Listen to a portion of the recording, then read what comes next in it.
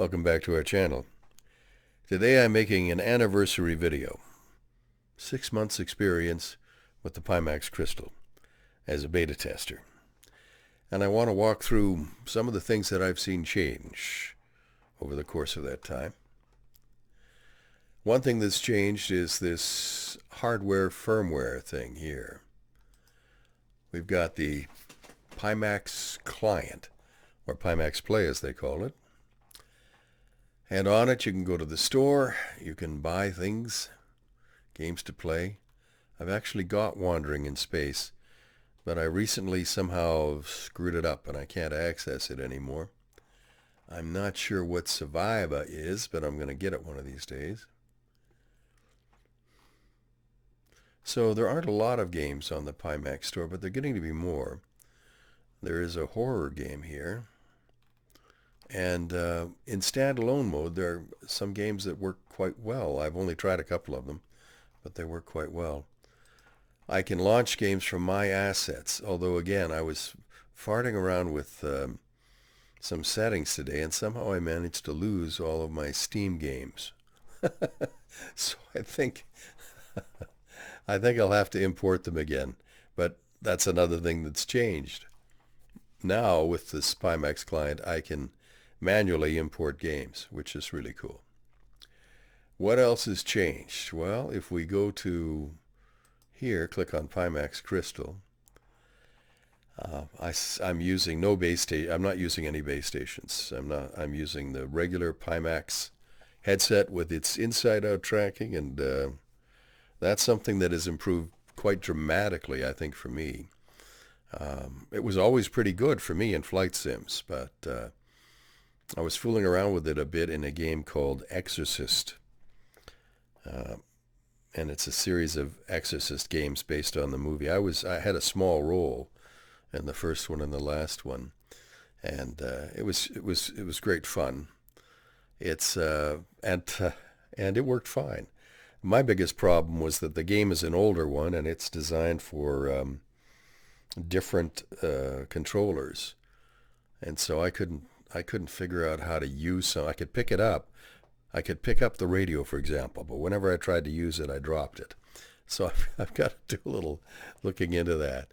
And also, it's a horror game, and I'm old. I got a weak heart. I can't take being terrified very much. It's hard enough when I do my taxes. So scary games scare me, even if I'm a lowly character in one of them. What else? Well, let's take a look at this. With device settings, you can see we've got 120 hertz, 90 hertz, and I'm playing at 72 hertz now, and it works pretty well. Eye tracking is working. Auto IPD is working.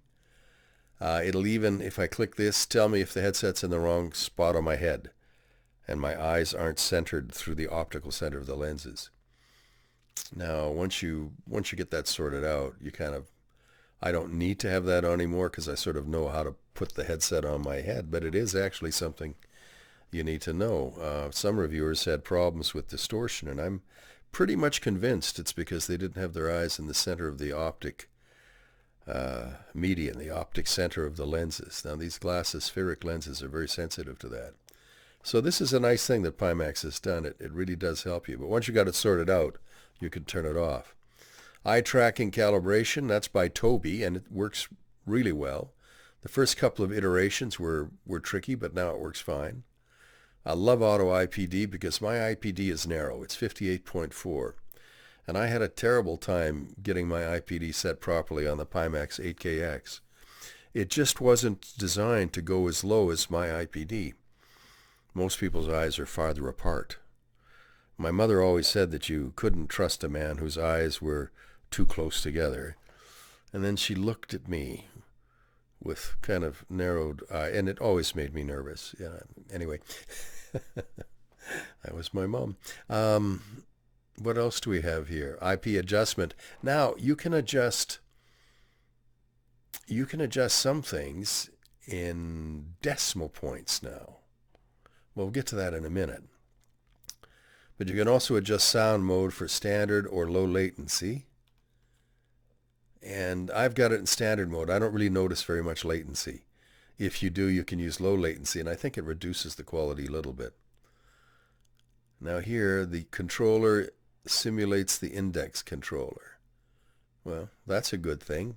There's a lot of games that recognize the index controller, but maybe don't recognize the Pimax controllers, which are very similar to, as I understand it, the Quest 2 controllers. And that's another thing that's happened. I've got 2 sets of controllers. The first set they put out was not perfect. There were minor flaws in it. They didn't track well. Some of the button quality wasn't good. So they scrapped them and sent out new ones, and the new ones are really good. They fit the hand nice. They work well. Here's another way you can select games. You can do it from over here at My Assets, but you can also do it from Games. And this is something else that's kind of changed for the better over the last 6 months. And when people complain on their YouTube channels or wherever that Pimax issued an incomplete headset, well, that's absolutely true. They did. But that's what they told us they were going to do. That's the part that I don't get. You knew you were getting a headset with unfinished features, so why dwell on that?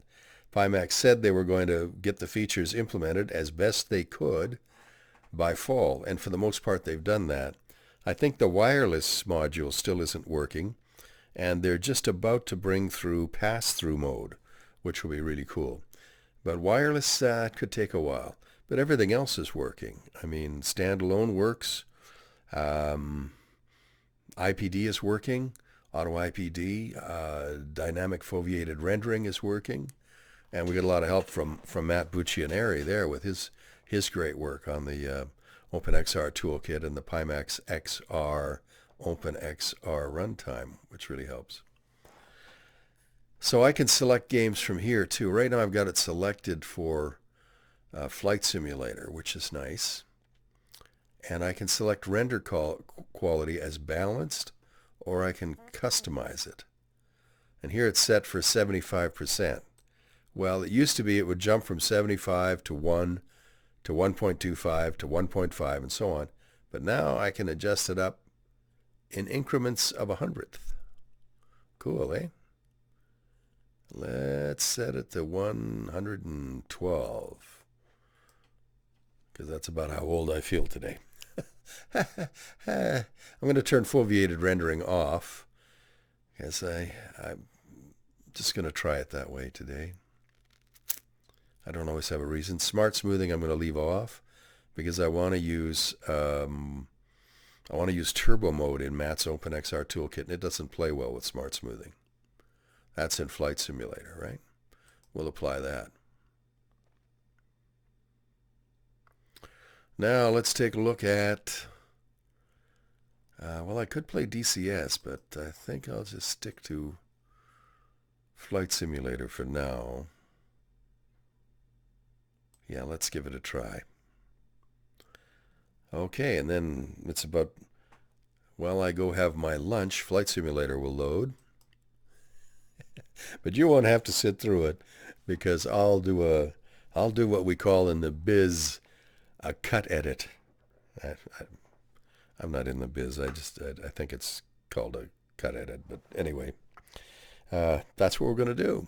So when you next hear my voice, it'll seem like just a second to you, and we'll be in Flight Simulator. But we'll actually have been long enough for me to have a cup of coffee, a meal, maybe a quick shower, grow a beard, and come back. Okay, so here we are. Haha. Welcome back to the channel. I just have to make sure I've got the right screen forward here. And then we should be able to, yeah, that's the one I want. I'll have to select it. Auto IPD has set my eyes. Cleared for takeoff runway, tree 6 X-ray Golf Sierra. So let's make sure that we're set to go. I just bought this little airplane. This is sort of like a 65 horsepower original Piper Cub. How do things look in here? Well, let's see. I've got graphics set to 1.12, as you noticed in the first half of the video. I'm not sure what I've got it set to in Flight Sim 2020, but things look pretty good. Let's just go to Flight Sim 2020 and see how I've got it set. Because when we first started playing flight sim on Pimax headsets, the 8KX in particular, when Flight Sim 2020 came out, I was so excited to play it. And then I discovered I could only get about 16 frames to 18 frames per second with my 8KX and an NVIDIA 3090. I had to turn detail down so much. But Asobo fixed that. They made it work better, and it's now with DLSS super resolution on, and it's set to quality, and AMD Fidelity FX sharpening. I don't really know what that does. It's set to 100. Reprojection mode is off. Low latency is on. World scale is set to 104. Terrain pre-caching. Well, that means that it loads the scenery before you can see it. Otherwise, what was happening is I'd fly over the marina to our left here in Chicago, and the boats would appear as I flew over them, which was somewhat disconcerting. But I've got pretty much everything else set to high, except for volumetric clouds, which I find really messes things up. But let's turn them on to high anyway and give it a try.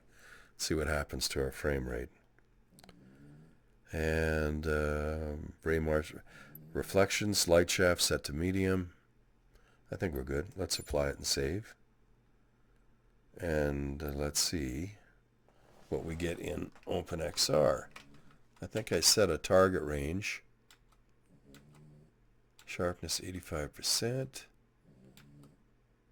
Let's turn eye tracking on. And maybe we'll set it to preset. Okay. And now we'll go down to here. Mode is performance. Pattern is wide. I don't know if this will give us dynamic foveated rendering or not, but I know that eye tracking is turned on in the Pimax XR runtime. So the next thing I want to do is, shoot. There we go. I want to go to System and see what I've set rendering for. Oh, I went too far. Okay, let's go down here. There we go. I got it set for 3519 by 4165 per eye, which is fairly high resolution. I mean, I can try and bump it up a bit, but I think it looks pretty good as it is. Let's see, I'm getting 37 frames per second. That'll probably drop. That'll probably drop as we get into actual flight here. Let's see what it drops to. 36, 37, not bad. We got full throttle going on here. 65 horse. It's going to take a while to get into the air. All right, tail's coming up. Ooh, sensitive rudder. These 1930s planes had huge rudders, because in a crosswind and a tail drag, you really need them. One of the things I've discovered in Flight Sim 2020 is, in addition to how great everything looks, let's just do a cheat here. I want to do this is a bad thing. Oh, look, airplanes. I never noticed that before. Nice. I just want to scoot around here. Notice we're flying from the back seat. That's standard in the early Cubs. You see that hangar there with the, what are they, on top their windows? I thought it would be so cool if I could park my plane in there. So of course, being me, I had to try it. But it turns out that the interior of that hangar doesn't actually exist. It's just like a wall with a painted interior on it. You taxi up to it and your plane goes bang. I know, because I had to try it 3 times to convince myself it wasn't just me doing something wrong. We're a little bit low here, so that gives us a chance to look at a football field. The Bears, as they used to say on Saturday Night Live. Wasn't Chris Farley a part of that skit that they always did? The Bears.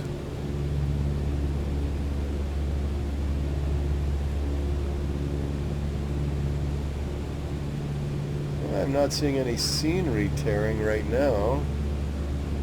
I have found with some of the sceneries, depending on how I set DLSS and render, get a little bit tearing, and it can look like actually there's damaged parts to the building, but I'm not seeing that today. And I really love just how clean and crisp the trees look below. And this is like generation 2 of headset. I mean, I've had 6 months with the Pimax Crystal, and I still marvel at how amazing it looks. And to me, that's job one for a VR headset. Recreate reality with as much fidelity as possible. I don't need 150 frames per second, although I wouldn't say no to it. But I do like the visual fidelity to be as high as possible. My only kick on the Crystal is that it doesn't really have enough field of view to suit me. It's better than a lot of headsets. In the vertical, it's pretty good. It's better than the 8KX in vertical field of view. But in horizontal field of view, it's maybe a little less than the Index. The wider field of view lenses might help, but I understand they're not perfect. This headset wasn't designed to be a very, very wide field of view. That's the 12K's job, which will be my next headset purchase, unless somebody comes up with something better in the meantime, which is always possible. If you look at, there's some great developments in VR right now with that little headset. Is it Beyond? I can't think of the name of it, but I've been wanting to try one because they just look amazing, and they're so light. For standalone games, be perfectly ideal. And what Steve at VR Sim Guy tells me, it's an excellent headset. The only thing it lacks is it's got a little bit of glare, and it doesn't have quite the visual quality of the Crystal, but I mean, it's tiny. You wouldn't even know you had a headset on. And the Somnium is supposed to be coming sometime in the next months or a year. It might take longer.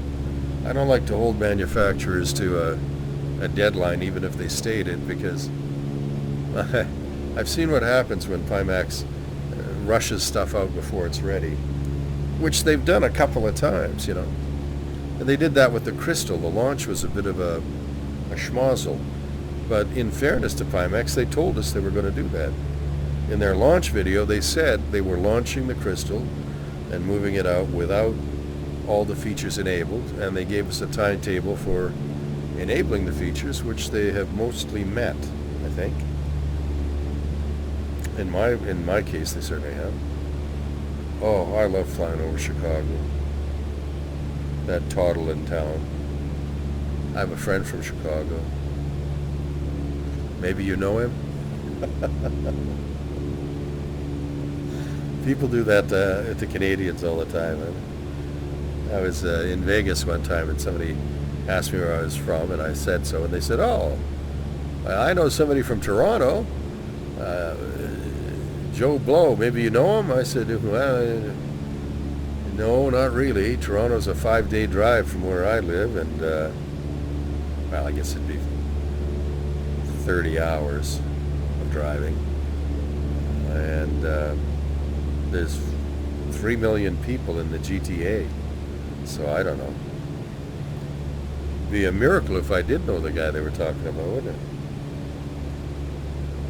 it? If it was somebody from a small town where I'd been, that'd be different, of course.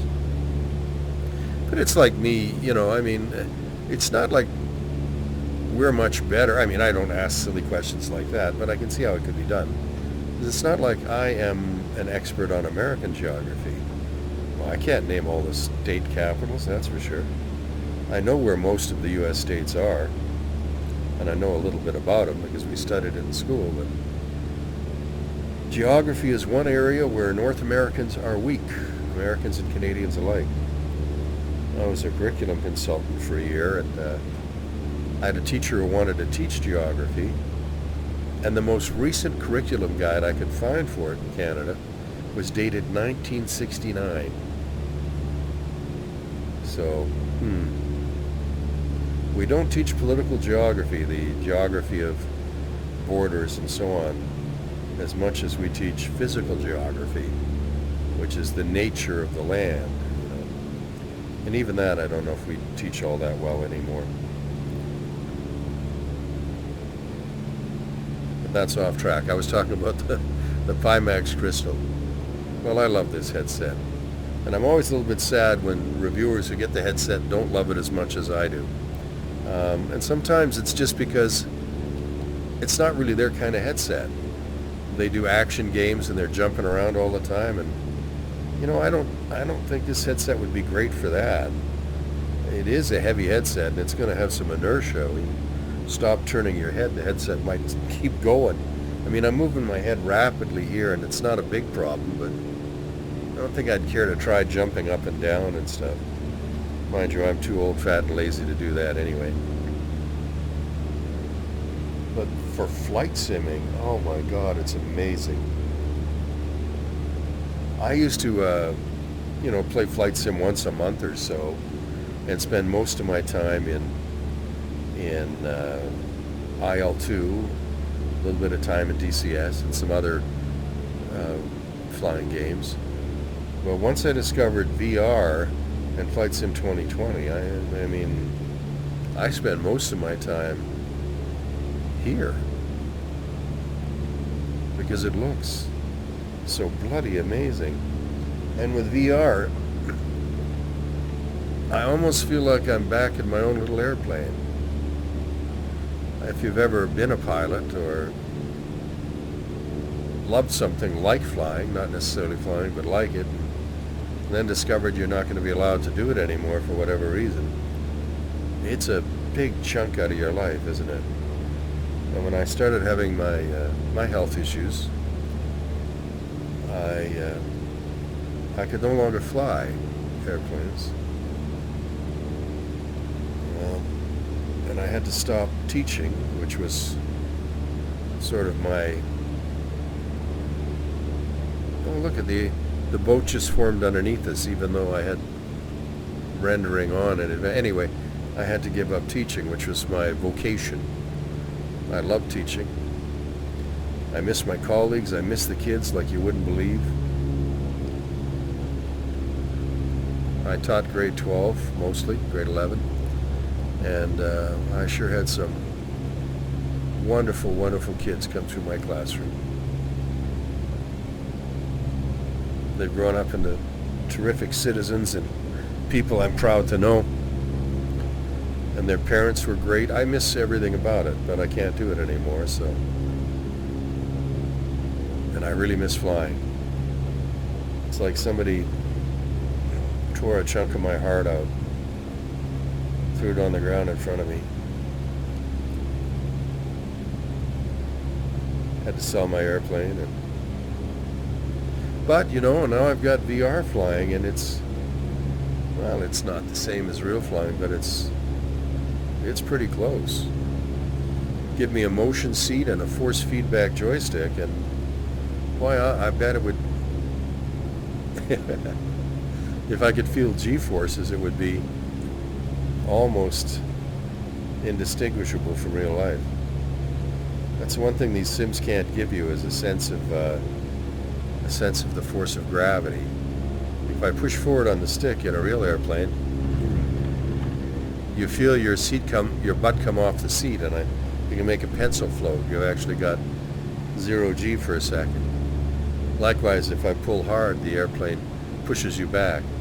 The other sign you get that you're getting slower is that the stick gets looser, gets less responsive, and so on. Anyway, those are things you don't really need to know. I'm not doing this video to teach you about flying, even if I felt I was qualified to do so. But I love everything about flying in virtual reality. And for 6 months now, the Pimax Crystal has made it an absolute joy.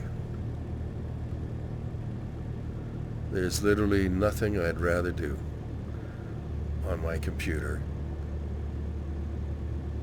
except my voice work, which pays the bills, than fly in VR.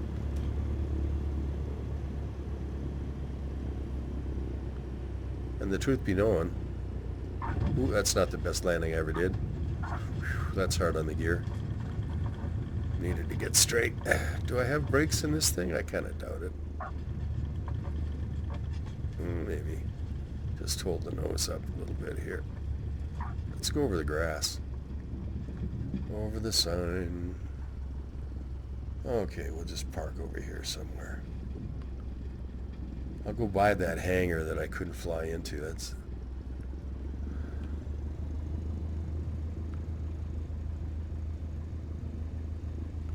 See, I tried, but it looks inviting, but don't try it. You'll break your airplane.